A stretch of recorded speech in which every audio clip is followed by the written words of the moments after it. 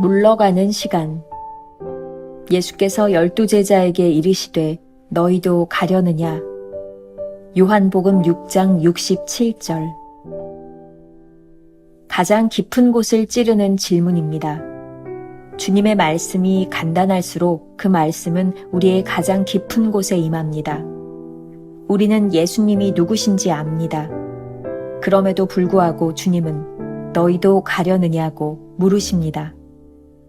우리는 어떤 상황에서도 절대로 주를 놓치지 않겠다는 단호한 자세를 유지해야 합니다. 그때부터 그의 제자 중에서 많은 사람이 떠나가고 다시 그와 함께 다니지 아니하더라. 그들은 주님과의 동행을 멈춘 것이지 죄에 빠진 것은 아닙니다. 단지 주님으로부터 물러간 것입니다. 오늘날 많은 사람들이 예수 그리스도를 위해 수고하고 희생하지만 주님과 동행하지는 않습니다. 하나님께서 우리에게 꾸준하게 원하시는 단 한 가지는 우리가 주와 함께 언제나 하나가 되는 것입니다. 거듭나서 거룩하게 된 이후 애써야 할 영적인 훈련이란 바로 이러한 하나됨을 유지하는 것입니다. 만일 당신이 하나님께서 당신에게 원하시는 것을 분명히 깨달았다면 어떤 특별한 방법으로 그 관계를 스스로 유지하려고 하지 말고 오직 예수 그리스도만을 온전하게 의지하는 가운데 자연스러운 삶을 사십시오. 하나님께서 말씀하신 방법 외에 다른 방법으로 하나님과 함께하는 삶을 살려고 하지 마십시오. 오직 주님께만 철저하게 헌신하십시오.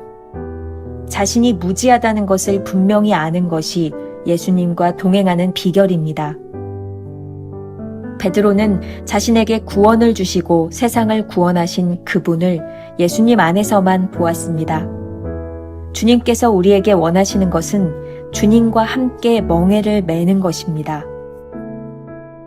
오늘은 한 가지 주제, 물러남, 즉 주님과 동행하지 않음, 요 이야기를 가지고 나누어 보겠습니다.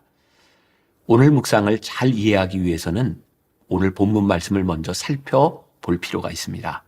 요한복음 6장은 아주 유명한 오병이어의 기적을 일으키신 후에 주님께서 생명의 떡에 대하여 설교하시는 내용입니다.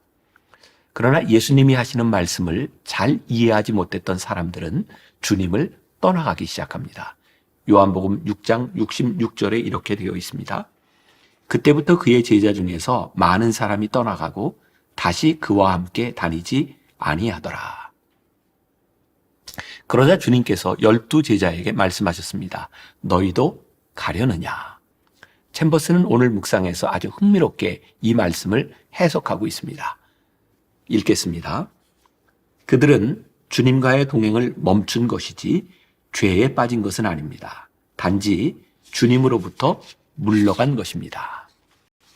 물러났다라고 하는 말은 영어 단어의 relapse라고 하는 말인데 본래 의미가 어떤 병이 재발하다라는 뜻을 가지고 있다고 합니다. 주님을 떠나 예전의 모습으로 돌아간 상태, 그것을 이야기하고 있는 것이 아닐까. 그렇게 해석해도 좋을 것 같아요. 챔버스는 주님과 동행하지 않는 상태를 이렇게 표현하는 것 같습니다. 어쩌면 주님을 위해 애쓰는 많은 크리스천들의 모습 가운데 이런 성향이 있는 듯합니다.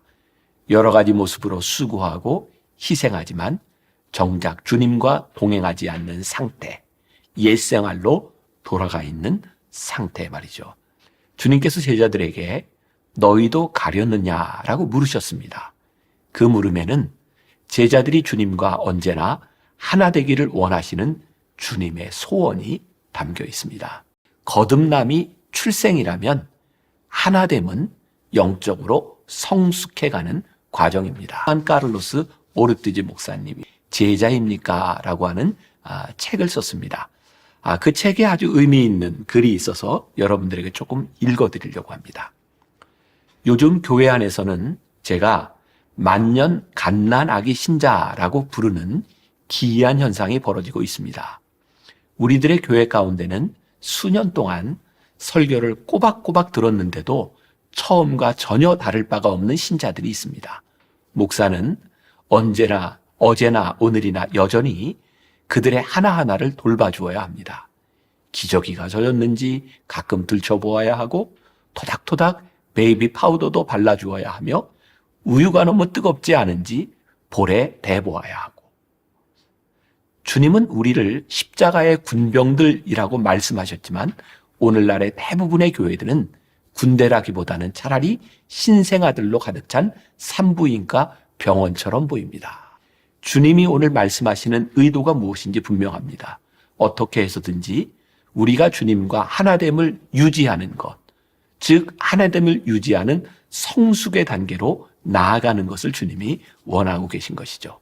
자, 챔버스는 그 비결을 오늘 묵상에서 이렇게 이야기하고 있습니다.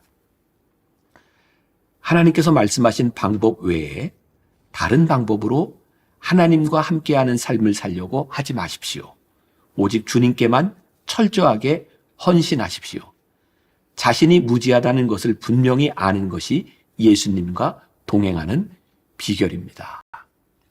우리가 무지하다고 스스로 깨닫게 될 때 우리가 주님을 의지하지 않겠습니까? 주님과 의지하면 동행이 이루어지지 않겠습니까? 그런데 우리들이 자신이 무지하다고 생각하지 못하면 교만하게 될 것이고 교만한 자는 홀로 서게 될 것입니다. 동행의 비결은 자신의 무지를 분명하게 아는 것입니다. 자신이 무지하다는 것을 아는 순간 주님을 바라보며 주님을 의지합니다. 2인 삼각 경기. 이 경기가 흥미진진한 것은 개인의 실력으로 판가름 나지 않는다는 것입니다. 아무리 개개인의 실력이 좋아도 호흡이 맞지 않으면 동행이 불가능합니다. 어쩌면 발을 내딛는 순간 넘어질지도 모릅니다. 그래서 경기가 끝날 때까지 누가 이길지 알 수 없다는 긴장감이 있습니다. 2인 삼각을 잘하기 위해서는 무엇보다 보조를 맞추는 것이 중요합니다. 그래서 두 사람 중에 한 사람의 구령에 맞춰서 하나 둘 외치며 어깨동무를 하고 뛰어가야 합니다. 잘 아시겠지만 넘어지지 않고 끝까지 완주하는 팀이 승리할 확률이 아주 높습니다. 더 중요한 것은 넘어지지 않고 완주하는 사람들의 모습에는 정겹고 화기애애한 모습이 드러난다는 것이죠. 사실 이 경기의 묘미는 끝까지 완주하는 데 있다는 생각이 듭니다. 베드로는 주님이 원하시는 답을 알고 있었습니다. 요한복음 6장 68절. 시몬 베드로가 대답하되 주여 영생의 말씀이 주께 있사오니 우리가 누구에게로 가오리이까. 주님은 베드로가 실패하고 실수하고 배신할 것도 아셨습니다. 하지만 끝까지 주님과 함께 하려는 그 마음을 아셨을 것입니다. 주님과 함께 동행하는 것은 우리의 실력이나 완전함에 있는 것이 아니라 부족한 자신을 너무나 잘 알고 있기에 온전히 주님의 방법을 의지하려는 마음에 달려있는 것입니다. 베드로의 문제는 무엇이었을까요? 답을 알지 못하는 것이 아니라 아는 대로 살 수 있는 능력이 없었다는 거죠. 베드로가 성령의 충만함을 받은 후에는 끝까지 주님과 동행했다는 것을 기억하십시오. 그리고 베드로가 오늘 말하고 있는 것이 얼마나 중요한 것인지를 기억해야 합니다. 생명의 말씀이 그분에게만 있음을 알 때 우리는 그분을 떠나지 않을 것입니다. 주님을 떠나지 않는다는 것은 주님과 함께 멍에를 메고 사는 것입니다. 주님과 하나됨이란 주님과 함께 멍에를 메고 살겠다는 고백이며 어떠한 상황에서도 주님을 붙들고 물러가지 않겠다는 다짐입니다. 오늘 하루 우리가 이런 질문을 가지고 살아보면 어떨까요? 우리가 지금 주님과 동행하고 있습니까? 아니면 혼자서 열심히 걷고 있습니까? 주님은 빨리 걷는 걸음보다 같이 걷는 걸음을 원하시지 않을까요? 기도하겠습니다. 오늘 주님께서 제자들에게 물으셨던 그 질문이 우리들에게도 아프게 다가옵니다. 너희도 가려느냐? 이 물음은 우리로 하여금 결정하라는 말씀이 아니라 나와 함께 있자고 하는 주님의 부르심인 것을 우리들이 기억합니다. 주님, 우리와 함께 하시고 도와주셔서 우리가 부족하고 무지하니 주님 나와 함께 하여 주옵소서. 그렇게 주님 붙들고 동행하며 승리하는 주의 거룩한 백성들이 되게 하여 주옵소서. 예수님의 이름으로 기도했습니다. 아멘.